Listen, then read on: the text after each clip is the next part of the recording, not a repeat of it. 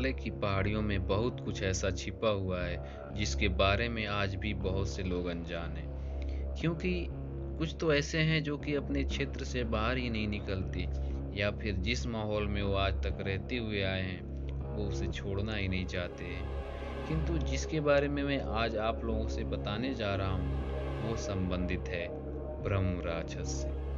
आज हम इसी से संबंधित आपको एक कहानी के बारे में बताने जा रहे हैं जो कि इस प्रकार है। राधे श्याम पंडित अपने 4 अनुभवी बहादुर फ्रेंड के साथ हिमालय की यात्रा पर निकल गए हैं। उन्होंने हिमालय क्षेत्र में कई हफ्ते बिताए और बहुत सारी अलौकिक विस्मय भरी बातें घटनाएं देखी। रोंगटे खड़ी कर देने वाली यह घटना आज भी मेरे जहन में वैसे ही मौजूद है जैसे मैंने उन पंडित से 30-35 बरस पहले सुन रखी है।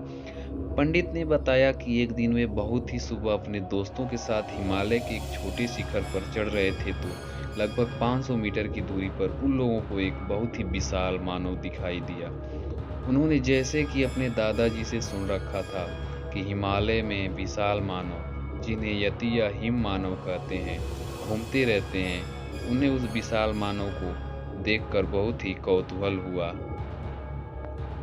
और उन्होंने अपने दोस्तों से कहा कि हम लोग छिप छिप कर इस महामानव का पीछा करते हैं और इसके बारे में कुछ बातें पता करते हैं। फिर क्या था, उस विशाल मानव का पीछा करने के चक्कर में ये लोग हिमालय की उस पहाड़ी पर कब ऊपर चढ़ गए और लगभग दोपहर भी हो गई, इन लोगों को पता ही नहीं चला।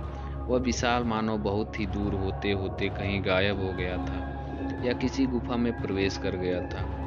राधे श्याम पंडित के एक साथी ने कहा कि हम लोग काफी ऊपर चढ़ आए हैं और काफी समय भी हो गया है, भूख भी सताने लगी है और अत्यधिक प्यास भी। साथ ही हम लोगों के पास न कुछ खाने को है और न ही पानी। फिर क्या था, अब वे लोग उस पहाड़ी पर पानी की तलाश में और खाद्य फलों की तलाश में आसपास भटकने लगे। अचानक उन लोगों को आभास हुआ कि वे लोग रास्ता भटक गए हैं। यह आभास होते ही सबकी सांसें अटक गई। अब क्या किया जाए, किधर जाया जाए। एक पेड़ के नीचे वे लोग बैठकर भगवान से गुहार करने लगे कि काश कोई आ जाए और उन्हें रास्ता दिखा दे। पर शायद वे लोग गलती से ऐसे क्षेत्र में प्रवेश कर गए थे जहां किसी अन्य मनुष्य का नामो निशान नहीं लग रहा था। धीरे धीरे शाम भी होने लगी थी और प्यास भूख से इन लोगों का बहुत ही बुरा हाल हो रहा था। दिमाग भी काम करना बंद कर दिया था। अब कोई चमत्कार ही इन्हें बचा सकता था। खैर, इनके साथी, इन चारों साथी भी बहुत ही हिम्मती थे। उन लोगों ने आपस में एक दूसरे को हिम्मत और धैर्य बनाए रखने के लिए कहा। राधे श्याम पंडित ने कहा कि हमें ईश्वर पर पूरा विश्वास है और जरूर हम लोग इस परेशानी से बाहर निकलेंगे। अचानक वहां बहुत ही भयानक और तीव्र हवा चली। आसपास के छोटे पेड़ अजीब तरह से एक दूसरे से टकराए और एक विशाल भूत काया प्रकट हो गई। वह काया देखने में तो इंसान जैसी ही थी, पर आकार और प्रकार में एक अलग, उसके प्रेत होने की पुष्टि कर रही थी। राधे श्याम जी और उनके साथी डरे नहीं, अपितु हाथ जोड़कर अभिवादन की मुद्रा में उस विशाल काया की ओर देखने लगे। राधे श्याम जी और उनका कोई साथी कुछ बोले इससे पहले ही वह विशाल काया तड़प उठी। बहुत दिनों के बाद कुछ खाने को मिला है, तुम लोगों का मैं शुक्रगुजार हूँ। इसके बाद उस विशाल काया ने कहा कि मुझसे डरने की कोई आवश्यकता नहीं है, क्योंकि मैं इस क्षेत्र में चाहकर भी किसी का नुकसान नहीं पहुंचा सकता। इसके बाद वह प्रेत काया वहां से जाए, इससे पहले ही राधे श्याम पंडित ने कहा कि हे भूतनाथ, हम लोग रास्ता भटक गए हैं, कृपया हमें नीचे तक बस्ती में जाने का मार्ग बताएं। राधे श्याम पंडित की बात सुनकर वह प्रेत पहले तो हंसा, पर फिर अचानक गंभीर हो गया। उसने कहा कि मैं तो खुद ही भटक गया हूँ, सालों हो गए हैं इस क्षेत्र से निकलने की कोशिश कर रहा हूँ, पर खुद ही नहीं निकल पा रहा हूँ। उसने आगे कहा कि मैं एक ब्राह्मण हूँ, बहुत पहले इस क्षेत्र में आया था। एक गुफा में एक संत की सेवा में लग गया था, क्योंकि मुझे सिद्धियां प्राप्त करनी थी। एक दिन मुझसे घिनौना अपराध हो गया। मैंने संत जी के समाधि में जाने के बाद धीरे से उठा और उस गुफे से बाहर आ गया। गुफे से बाहर आने के बाद अपनी थोड़ी सी शक्ति जो मुझे प्राप्त हुई थी, उसके बल पर आसपास अपने तपोबल से नजर दौड़ाई। मुझे पास में ही किसी भूतनी के होने का आभास हुआ। मैंने अपनी शक्ति से उसे अपनी ओर खींच लिया और उसे एक युवती में परिवर्तित कर दिया। मुझे पता नहीं चला कि मेरे संत गुरुजी मेरे पास आ गए हैं। अचानक मुझे भास हुआ कि मेरे गुरुजी गुस्से में जल रहे हैं। मैं कांपने लगा और इशारे में उस भूतनी को भगाने के लिए कहा। कुछ बोलूं इससे पहले ही गुरुजी में बोले, हे नीच ब्राह्मण, तू ब्राह्मण का अनादर किया है। तू जीने का अधिकारी नहीं। मैं तुझे श्राप देता हूँ कि तू मनुष्य योनि त्याग कर प्रेत हो जा। गुरुजी के इतना कहते ही मेरा शरीर जलने लगा और मैं कुछ कर पाता इससे पहले ही मनुष्य योनि त्याग कर मैं प्रेत योनि में आ गया था। इसके बाद गुरुजी ने कहा कि तू आसपास के क्षेत्रों में ही भटकता रहेगा और अपने किए की सजा भुगतता रहेगा। और इतना कहकर गुरुजी गुफा में प्रवेश कर गए। फिर मैंने कई बार सोचा कि गुफा में जाकर अपने गुरु से क्षमा मांगूं, पर जब भी उस गुफा की ओर बढ़ने की कोशिश करता हूँ, शरीर जलने लगती है और कोई बड़ी शक्ति मुझे गुफा में प्रवेश नहीं करने देती। इसके बाद उस ब्रह्म राक्षस ने कहा कि शायद आप लोग गुफा में प्रवेश कर जाएं। उसने कहा कि आप लोग गुफा में प्रवेश कर जाएंगे तो आप लोगों की जान अवश्य बच जाएगी, क्योंकि गुफा में बहुत सारे सिद्ध, अति सिद्ध संत रहते हैं। वे लोग अपने तपोबल से आप सबको नीचे बस्ती में पहुंचा सकते हैं। इसके बाद उस ब्रह्म राक्षस ने कहा कि निडर होकर मेरे साथ आइए, मैं गुफा का द्वार दिखाता हूँ। फिर क्या था, बिना कुछ बोले या दिमाग पर जोर डाले हम लोग उस प्रेत के पीछे हो लिए। कुछ दूर चलने के बाद हमें कुछ ऊंचाई पर एक गुफा की आकृति दिखी। उस प्रेत ने बताया कि थोड़ा ऊपर जो छेद दिख रहा है, आप लोग उससे गुफा में प्रवेश करने की कोशिश कीजिए।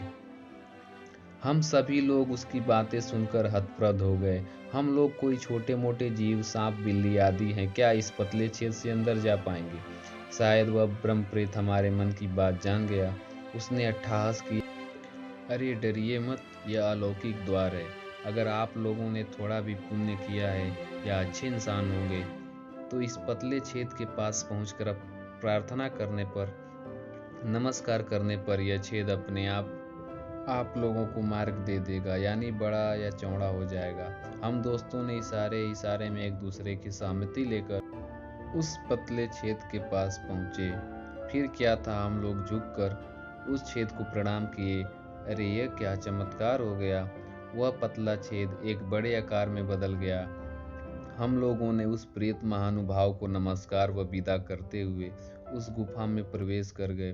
गुफा में और कुछ अंदर जाने पर अचानक इन लोगों को रुकना पड़ा, क्योंकि सामने से इन्हें जंगली हिंसक पशु आते हुए दिखाई दे रहे थे। तो कभी उफनती नदी ने बहा ले जाने का प्रयास कर रही थी, तो कभी प्रज्वलित आगे बढ़ते इन्हें जलाने का प्रयास कर रही थी। यह सब जैसे माया लग रहा था, क्योंकि हिंसक पशु इन्हें नुकसान पहुंचा नहीं रहे थे और ना ही नदी इन्हें भिगो रही थी, न इन्हें आग जला रही थी। इस हिम्मती दल ने हिम्मत दिखाई और आगे बढ़ना जारी रखा। कुछ दूर और आगे चलने पर एक संत दिखे जिनका शरीर दिव्य था। पूरे शरीर से आभा निकल रही थी, मस्तक सूर्य जैसा चमक रहा था, चेहरे पर एक अतुल्य रहस्यमय मुस्कान तैर रही थी और वे दिव्य संत धीरे धीरे चहलकदमी कर रहे थे। हम लोग सहम गए और हाथ जोड़कर जहाँ थे वहीं खड़े हो गए। फिर क्या हुआ कि उस दिव्य संत ने हमें और अंदर आने के लिए कहा और बिना कुछ बोले गुफा में एक तरफ बैठ जाने का इशारा किया। उस गुफा की सबसे रहस्य अलौकिक बात यह थी कि जिस किसी को जितनी जगह चाहिए थी वह अपने आप बन जाती थी। अरे यह क्या! यूं ही हम लोग बैठने लगे, पता नहीं कहाँ से हमारे बैठने वाली जगह पर खूबसूरत व आरामदायक बिस्तर बिछ गए। फिर उस संत की सौम्य आवाज़ सुनाई दी, मनुज श्रेष्ठ, लगता है कि आप लोग रास्ता भटक गए हैं और काफ़ी देर से परेशान हैं। आप लोगों को भूख और प्यास भी खूब लगी है। आप लोगों को रास्ता बताने से पहले हमारा यह कर्तव्य बनता है कि आप अतिथियों की सेवा करूं। इतना कहने के बाद उस संत ने वहीं पास में तुलसी माता के कुछ पत्तों को तोड़ा और हम पांचों के सामने एक एक रख दिए। फिर क्या था एक नया रहस्यमयी चमत्कार। मिनटों नहीं लगे उस तुलसी पत्ते को थाली गिलास स्वादिष्ट व्यंजनों में तब्दील होने में। सबसे अनोखी बात यह थी कि हम सबके थाली में अलग अलग व्यंजन थे, यानी हमारे मन में उस समय जो खाने की इच्छा हो रही थी उन्हीं व्यंजनों से हम लोगों की थाली भरी पड़ी थी। फिर क्या था, उस दिव्य संत का आदेश मिलते ही हम लोगों ने छक छक कर उस दिन प्रसाद का आनंद उठाकर पूरी तरह से तृप्त हो गए। तो इस तरह से आज हमने आप लोगों को ब्रह्म राक्षस के बारे में जानकारी दी है। हम आशा करते हैं कि आपको यह कहानी और यह जानकारी पसंद आएगी। अगर ऐसी कहानी आपको पसंद है तो प्लीज़ मेरे चैनल को सब्सक्राइब कर लीजिए और घंटी वाले बटन को भी दबा दीजिए ताकि मैं जब भी वीडियो डालूं आप लोगों को मिल जाया करे।